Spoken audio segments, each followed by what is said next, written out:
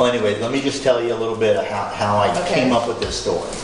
Went to church one day, walked in, a good friend of mine standing there, and he's greeting people. And he gave me a nail. It was a concrete nail, about 2.5 inches long, and it had a ribbon attached to it. And the ribbon went through a hole in a piece of paper about that big. And on a piece of paper it said, "He loved you this much."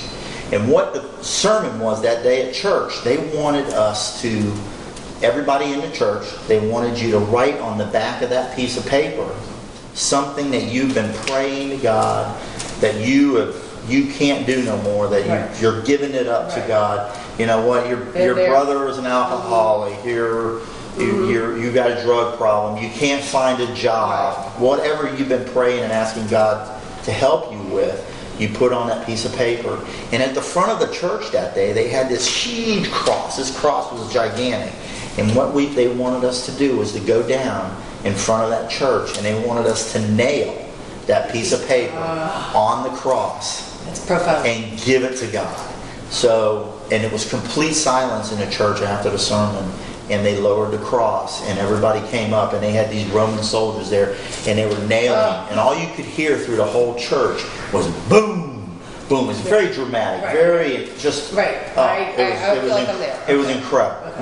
And I just thought about that, and I was like, wow. And one thing I thought about was the nail. I kept looking at the nail, and my son, he came home. When he came home, he brought his nail with him. I said, "Oh, you must be perfect. You don't have anything for God to change." And so what happened was, I had that nail for a long time, for years, 3 or 4 years. And I kept looking at that nail, and I thought about it. I said, you know what? If you could actually find the nails that they used on Christ, you could take those nails and do a DNA study, and you could find the family of Christ. Wouldn't it be the greatest idea to find the family of Christ? It'd be awesome. And I started thinking about it. I was like, wow, that's awesome. And then I started thinking, I said, I'm going to go back and read the crucifixion. I literally went back in the Bible, and I read the crucifixion, and first time I ever heard, that when the centurion pulled out his spear, blood and water came out. Never heard that before, ever. And that's when it hit me. I was like, oh my gosh. And I started thinking about it. I was like, man, if that blood came down and hit that bush that was on the ground, that bush is now a 2,000-year-old tree, you know? Or what if it hit him on his hand and he had a cut? It probably healed his cut instantly. And this is what I started thinking of. And then it hit me, well, if the blood came down and hit him in his face, well, what would happen? You know, have perfect vision, you know? Or what if he drank it? And that's where I came up with it. And from there, it just went from one thing to the next, to the next, to the next. And it has evolved completely. And it's been one thing after the next on how in the world I was going to build this book. And meeting people along the way and giving ideas from them and everything else.